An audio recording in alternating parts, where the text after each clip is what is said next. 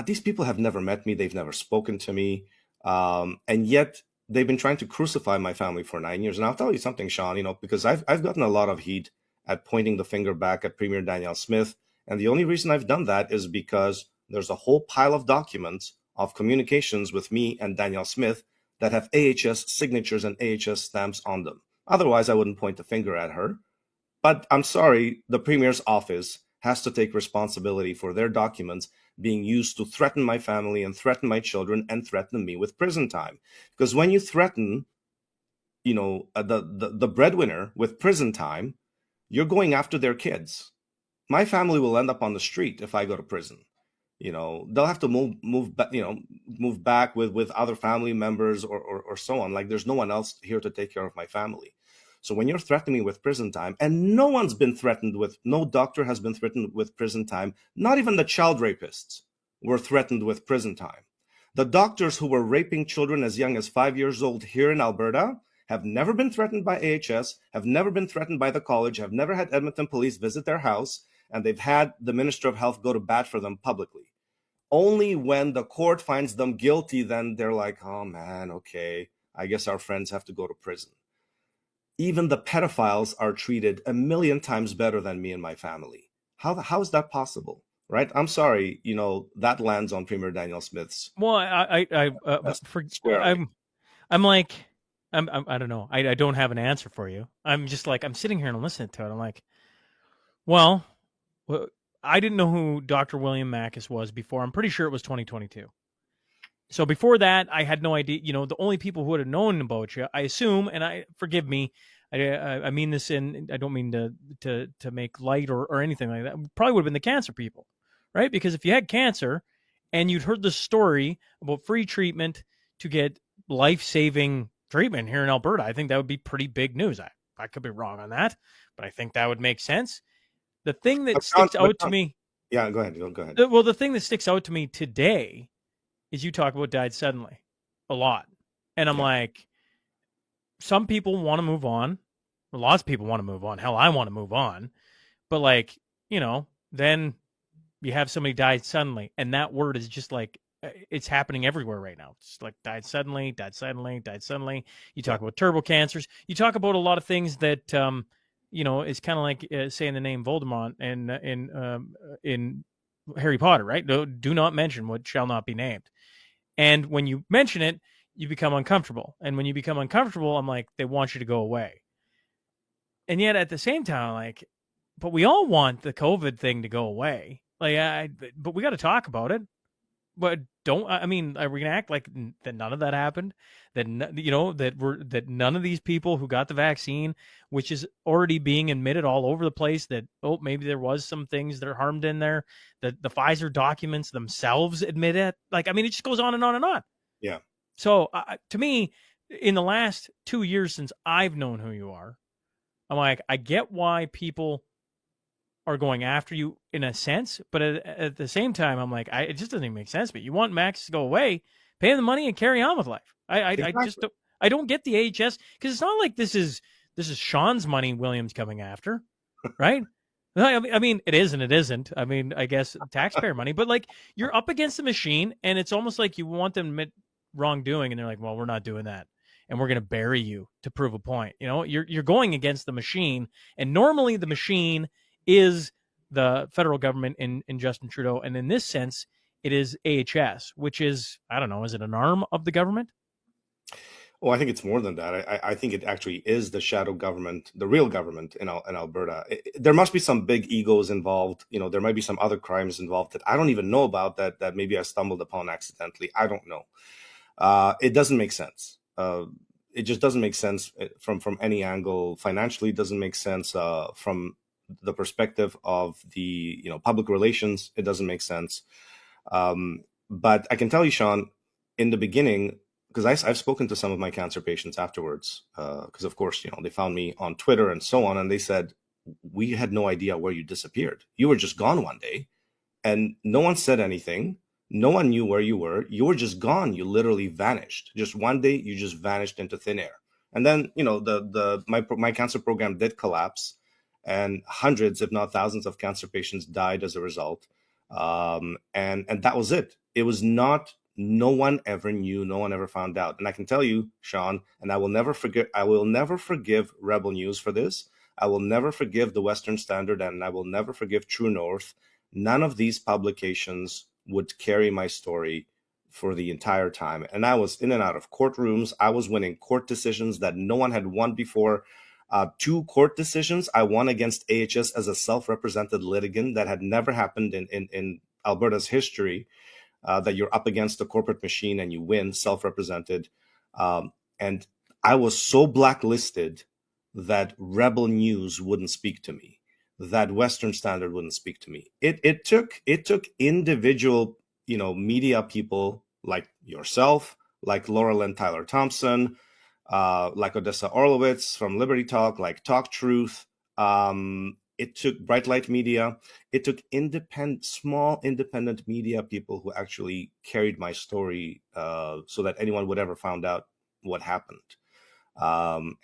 And I couldn't get Rebel News to even respond to me. In fact, Sheila Gunn Reid would attack me, and she said, your story's nothing, you're not important, and whatever, kind of told me off, told me to go to hell.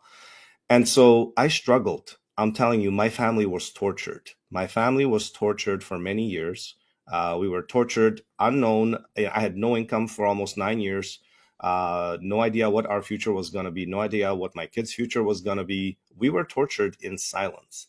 It was only because, and UCP continued torturing my family, by the way. No one has abused my family more than UCP.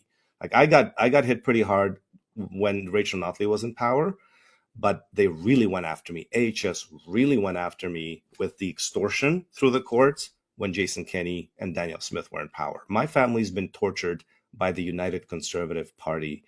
And like I said, this is something that money cannot pay. You could pay me $20 million, $50 million to walk away. I would probably tell the UCP to go. You can't fix this. You can't give me back the years of my life, the 9 years of the most productive years of my life. You cannot give me that back. You cannot give me my career back, my reputation back. You certainly can't bring back the dead cancer patients that AHS murdered, and every single person in this province helped cover that up. So you know what? Like seriously, it's even the Conservatives are so dirty. They're so dirty. They're so corrupt, but they're just not crazy, right? So we're like, oh my God, if not Danielle Smith, who else? We got these lunatics on the left that are threatening, and I mean, like the NDP.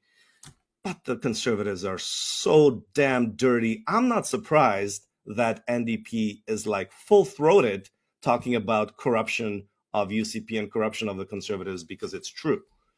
And so the only thing that has saved me and my family has been for me to build an international audience on social media, talking about things like died suddenly, talking about things that other Alberta doctors won't talk about. Talk about children dying suddenly. Talk about Sean Hartman, right? The 17-year-old boy who died suddenly, right? Have you heard any Alberta politician mention Sean Hartman's name? What about Carrie Sakamoto? What about this young woman full of life, whose face has been paralyzed, who was, forced to take a vaccine by AHS? I got another one coming on this. Well, soon. I shouldn't say when. Soon, another lady coming on who's been injured, and the stories just go on and on and on. And that's why when you bring up Calgary Lougheed and Injection of Truth, I think it's worth pointing out one of the reasons I was so attracted to going and hosting that was the fact it was government talking about, or at least giving a platform to talk about all these things, and giving doctors such as yourself, but like Byron Bridle and Speaker and on the list went on and on. And Dan Hartman had a virtual. Sorry, I'm spacing on the word, right? Yes, exactly. And what? Full kudos to MLA UCP MLA Eric Bouchard, who's really the only person in the UCP government with a spine. And he faced a lot of heat for it. Actually, I wasn't supposed to be allowed on that show. That's what I was told, that they had to actually fight for me to be allowed to speak. And this is the response of the UCP government. Instead of Danielle Smith coming out with a press release and saying, you know what, this is unacceptable. We can't have Alberta children dying suddenly the way Sean Hartman died in Ontario. But instead, they stayed silent, they stayed quiet, and they played it safe, right? And the health minister came out in support of the pedophiles because, I mean, that's they're the privileged class in Alberta. So we have to make sure that we protect the pedophiles, and that Makis, how dare Makis say anything bad about them. But vaccines, whatever, no. Parents have a choice to inject their kids with contaminated vaccines, and let's leave it at that. And let's talk about something else, right? But just to get back to Kerry Sakamoto, why am I bringing up Kerry Sakamoto and her vaccine injury? Because the UCP government and UCP government lawyers are trying to get her class action lawsuit thrown out. This isn't AHS. This isn't, Danielle Smith doesn't get involved in court cases. This is literally Danielle Smith's government, and government lawyers are putting pressure on this young injured woman whose life has been taken away from her, and they're trying to get her class action lawsuit thrown out. This is how dirty this government is. And I'm sorry, I'm not going to sugarcoat it. I'm not going to be a Danielle Smith cheerleader when this government is viciously attacking vaccine injured individuals who basically were pressured into the shot. Kerry Sakamoto was basically pressured into the shot. And it's absolutely disgusting. And this is still going on. This is still going on. The vaccine injured are being abused. So you could support, look, I don't care. I don't care who supports Danielle Smith. That's fine. Like, it's everyone has the right to support whoever they want. But at this point, the only reason you're supporting Danielle Smith is you lost nobody in the pandemic. You've never had a vaccine injury. Nobody in your family's had a vaccine injury, because the moment you've been affected by the pandemic, by the vaccine, if your health has been affected, you've been affected by the failures of Danielle Smith's government, the failures to address the vaccines. And like you said, no other jurisdiction has formally addressed the vaccines. So certainly she's not going to be she's certainly shown us she's not going to have the courage to be the first one. And she certainly doesn't have what it takes to be the hero and actually stop Alberta children and protect Alberta children from being injected with DNA contaminated vaccines. Sean, do you know how bad it is? The information that's coming out now in terms of the contamination of the COVID vaccines is so bad. Kevin McKernan, I presented at Children's Health Defense in Arizona with Kevin McKernan. He'd done some new research. He'd reanalyzed some new vaccine batches. He found plasmids with mammalian promoters. There are things in the vaccine that can shed to other people, giving them cancer. We have literally cancer-causing vaccines that shed and can give, theoretically, an unvaccinated person cancer.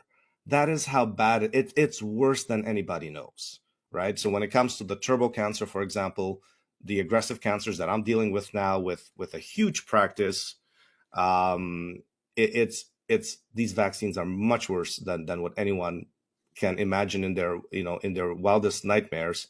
And Premier Danielle Smith, after this big government event, she comes out and says, well, we give the parents the choice to inject their kids with these contaminated shots. Yeah, when the doctor has a gun to their head, every doctor in Alberta has a gun to their head saying, if you say anything bad about the vaccine, we will take your license and we will destroy your life. We will destroy your career. You will never practice medicine again in Alberta. That's informed consent that parents have in Alberta. A doctor forced to lie at gunpoint to protect the pharmaceutical industry, to protect AHS, to protect AHS executives who are walking away with $500,000 severances. I'm sorry, and Albertans accept that? Really? You accept that for your kids? That this stays on the childhood vaccine schedule? There are parents injecting their kids right now because they're like, well, it's on the vaccine schedule. I must give this to my child. And now their children are coming down with cancers, with sarcomas, leukemias, lymphomas, brain tumors. And we're all just going to say, that's okay, that's acceptable. We're going to accept child rapists to be given their medical licenses back because, we saw Makis talk about that and he got the police sent to his house. So we're going to be okay with that. When there's doctors sexually assaulting children, We're going to roll out the red carpet, give them their license back and put them back into the community. And we're going to accept that as Albertans. Like, I'm sorry, like there are certain things that people should draw a line at, and the attack on our children, and that was the title of my talk at the Injection of Truth. It was the war on Alberta's children.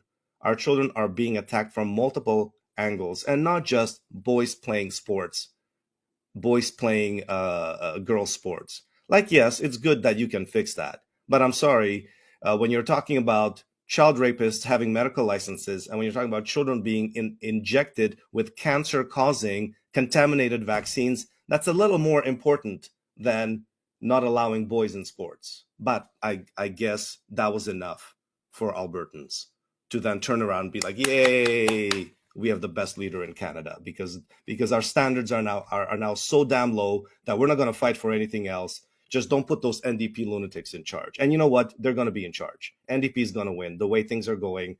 If UCP doesn't grow a spine and doesn't start doing the right thing, NDP will take the next election, guaranteed. Danielle Smith will not be a two-term premier. William, I appreciate you hopping on.